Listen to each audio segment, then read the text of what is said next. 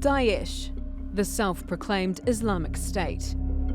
A terrorist group with international appeal that's using social media and online propaganda to radicalise and recruit thousands of fighters from across the world to join its war in Syria, Iraq and Libya. Its main target, disaffected and alienated youth looking for a cause. It's estimated between 27 and 31,000 people have travelled to Syria and Iraq to join Daesh and other groups. The so-called foreign fighters come from at least 86 countries. Around 5,000 of them are from Western Europe and 280 from North America.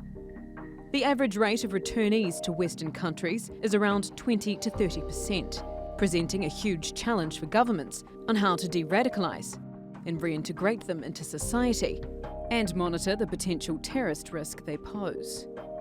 But for the families of those who go to fight, the concern is more personal and painful. His radicalization was very, very fast. In 3 months, he started to pray, he chanted, and then he left for Syria. We were very surprised in the family because we didn't saw signs.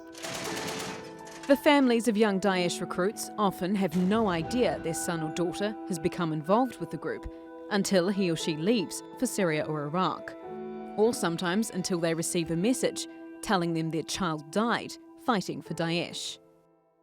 Many grieving families are now fighting back, asking the authorities to do more to intervene and protect. In France, families of those fighting for Daesh have helped start a government campaign countering the terror group's narrative. It dismisses the group's online propaganda, showing that the heroic life it promises to recruits is a lie. For some, the focus is on offering support networks to families who find themselves in the same position, and to help them see the warning signs and step in before it's too late. Yvette McCullough, The Newsmakers. Well, Christiane Boudreau joins me now from France. She is the co-founder of Mothers for Life, a global network of mothers who have lost their children to radicalization. Christiane, thanks so much for joining us. First, tell me how your son, Damien, came to be radicalized where you were in Calgary, Canada. Well, that was a good question in itself. I mean, we figured being in Canada, we're immune to anything along the lines of war, or it's not something that we understand the violence or that we're told to understand being in Canada, being a peaceful country, or so we thought. In actual fact, there are a lot of these small groups coming together in Canada. It's just very much hidden and wasn't out on the forefront to many of us. Now, he had suffered from severe depression before he found religion. You were happy, you said, when he first converted to Islam. It gave him purpose. It seemed to drag him out of his depression. But then it seemed like these recruiters recognized that he was in a mentally vulnerable state. Is that indeed what happened? I think that's partly it. When he came out of the depression, the religion did help him. The faith did ground him. It gave him a new chance at life, new hope. But with that also came the emotional unrest that he still had with some unresolved issues. And they saw that in him, the vulnerability, wanting to protect, wanting to do something productive with his life, wanting to be a strong person and represent women and children. That was his big weakness in some ways and strength in another. And that's what they preyed upon. They used that to lure him into the group, to protect women and children that they said Bashar al-Assad was torturing and killing.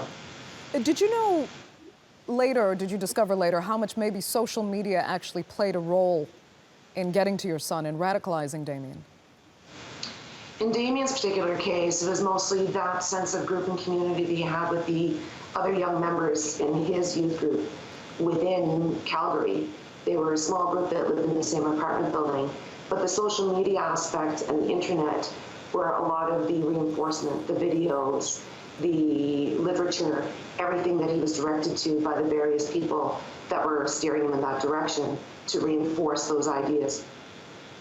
Now, Christiane, you've said that Canadian authorities, you later discovered, were actually tracking your son for years before he was killed in Syria. Why didn't they inform you? That's a very good question. They were tracking him for almost 2 years. The group that he was with, the other individuals that also left and were eventually killed overseas. And not once did they come forward. Now, my understanding from them was that Canada had an image to protect, and they didn't want it to get out there. They didn't want it to be out in public. So it gave us no tools, no opportunity to fight back or to intervene in any way, shape, or form. Nor did we have anywhere to turn. Once we didn't find out what was happening, it was too late. He had already gone overseas. So you went on to start an organization to give other mothers and families the support that you didn't get. Tell us how that's working. That's exactly it. So basically what happened was I met Daniel Kuhler, who is the director of GERDS in Germany. And I learned and adopted a lot of his methodologies. He did some caseworker training, and we formed a partnership. And we decided to launch Mothers for Life. And this is where not just mothers, we do have other family members as well. They come together, reach out for support and understanding, a place where you can share memories of your child without that judgment and that stigma placed on you.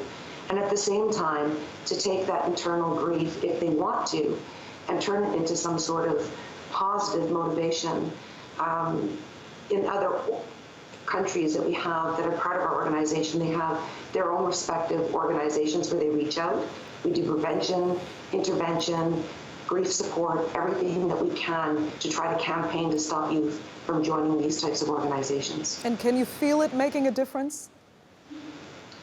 We've had some people, some families tell us that it has made a difference, and that's all we can count on. One person at a time, one family at a time. It's worth it. Any life that we can save, it's worth it. What about getting help and support from the state itself? Has the Canadian government, in your case, responded well to your efforts? Absolutely not. Unfortunately, the Canadian government's the only one that hasn't. We've had a lot of support from a lot of other governments in all the other countries. Unfortunately, Canada, that wasn't the case. So it makes it much easier for me to work here in France, to push our efforts here, as Canada is very reluctant to still come forth and admit that they need to start doing some work in this space. Christian, why do you think that is? Again, I think they have a hard time with the image that they try to portray, that Canada is a peaceful country, that everything's perfect. And again, you've got the U.S. right on the border, and they don't want to appear weak. Whatever the case may be, they've struggled with some programs that they've tried to launch. Nothing's come to fruition. They're really not helping the families or stepping forward. Don't have any direction as of yet. So we'll see if they ever come together at one point or another. But until then, I might as well make the best of our efforts and keep working with the families that we can and keep working towards saving those youth that we can save for now. Christian, one final question. If you knew then what you know now, if you think you'd been able to recognize the signs, do you believe you could have stopped your son from going to Syria? Absolutely do. Unfortunately, hindsight's 20/20. I learned a lot over the years, and a lot of research, a lot of studying, and I understand a lot more what his emotional motivations were and what I could have done to help intervene. It's a little too late, but it's not too late for other families, and if we can help them, that's what counts right now. Okay, Christian Boudreau, we're going to leave it there. Thank you so much for joining us on the Newsmakers.